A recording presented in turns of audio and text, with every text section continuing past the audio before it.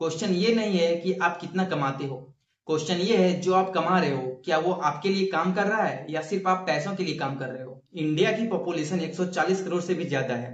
हर घर में कोई ना कोई एक सपना जरूर देखता है, एक दिन अमीर बनूंगा। लेकिन सच ये है 90% लोग अपनी पूरी जिंदगी में फाइनेंशियली फ्री कभी नहीं बन पाते। और रीजन सिर्फ कम सैलरी या गरीबी नहीं है। कुछ लोग 25,000 कमाकर भी वेल्थ बना लेते हैं और कुछ लोग 2 लाख महीना कमाकर भी मंथ एंड में ऑलमोस्ट जीरो बैलेंस पर होते हैं। तो आज हम ग्राउंड रियलिटी देखेंगे, वो रीजंस जो स्कूल नहीं सिखाता, सोसाइटी इग्नोर करती है और शायद आप भी हर दिन अननोइंगली रिपीट कर रहे हैं। सबसे पहले एक मिथ तोड़ते हैं। हाई इनकम का मतलब रिच होना नहीं होता। रिच होने का मतलब है आपके एसेट्स इतना पैसा जनरेट करे कि बिना काम किए भी आपका लाइफस्टाइल चल सके। इंडिया में बहुत लोग अच्छी सैलरी अर्न करते हैं, लेकिन उनकी पूरी income EMI, rent, credit card, car, lifestyle और मंथली एक्सपेंस में खत्म हो जाती है। इनकम बढ़ती है लेकिन वेल्थ नहीं। देखो, स्कूल में हमें क्या सिखाया गया? मार्क्स लाओ, कॉलेज जाओ, डिग्री लो, जॉब करो। लेकिन किसी ने ये नहीं सिखाया मनी कैसे काम करता है, इन्फ्लेशन क्या होता है, एसेट्स और लाइबिलिटीज में डिफरेंस क्या है, कंपाउंडिंग क्या होती है, टैक्स प्लानिंग कैसे होती है, इन्वेस्टमेंट कैसे चूज करते हैं। रिजल्ट, हम पैसा कमाना सीख जाते हैं लेकिन उस पैसे को ग्रो करना नहीं। प्रमोशन मिला, सैलरी 40,000 से 70,000 हो गई। अब क्या होता है? नया फोन, नई bike, weekend cafe, EMI, branded clothes, foreign trip और कुछ साल बाद salary double, saving almost same. इसे कहते हैं लाइफस्टाइल इन्फ्लेशन। ईएमआई खुद प्रॉब्लम नहीं है, प्रॉब्लम तब होती है जब हर चीज ईएमआई पर लेने लगते हैं। Phone EMI, bike EMI, car EMI. Salary आने से पहले ही पैसा अलॉट हो चुका होता है और वेल्थ बनाना शुरू ही नहीं होता।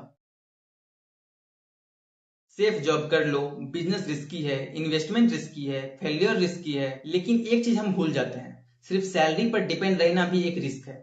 अगर जॉब चली गई तो एक ही इनकम सोर्स पर पूरी लाइफ डिपेंड करना, ये भी रिस्क ही है। रिच लोग सिर्फ खर्च नहीं करते, ऑनरशिप क्रिएट करते हैं।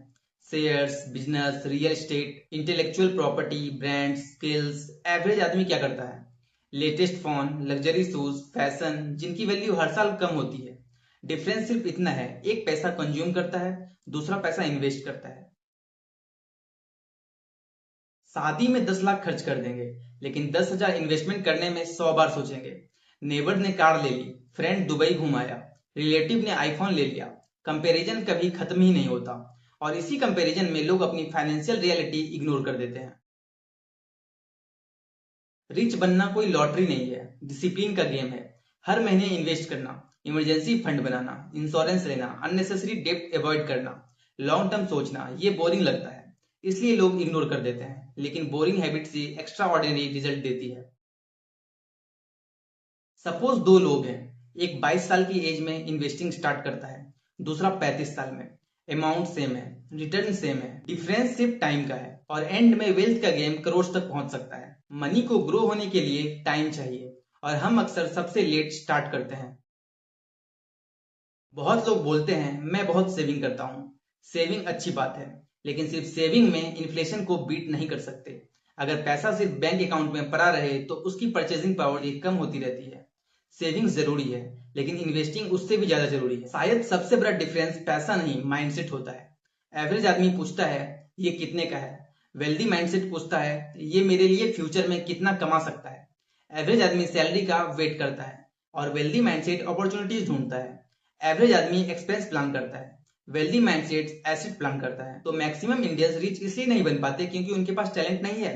ऐसा बिल्कुल नहीं है। प्रॉब्लम यह है कि हम फाइनेंशियल एजुकेशन के बिना बड़े होते हैं, लाइफस्टाइल का प्रेशर में जीते हैं, शॉर्ट टर्म हैप्पीनेस चूज करते हैं और लॉन्ग टर्म वेल्थ को पोस्टपोन करते रहते हैं।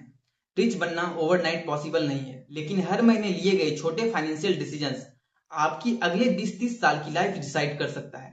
क्वेश्चन ये नहीं है कि आप कितना कमाते हो, क्वेश्चन ये है जो आप कमा रहे हो क्या वो आपके लिए काम कर रहा है या सिर्फ आप पैसों के लिए काम कर रहे हो। तो ये सवाल अपने आप से जरूर पूछना। और इसी तरह फाइनेंस को रियल लाइफ की लैंग्वेज में समझना है तो चैनल को जरूर सब्सक्राइब कर लीजिएगा। तो मिलते हैं नेक्स्ट वीडियो में।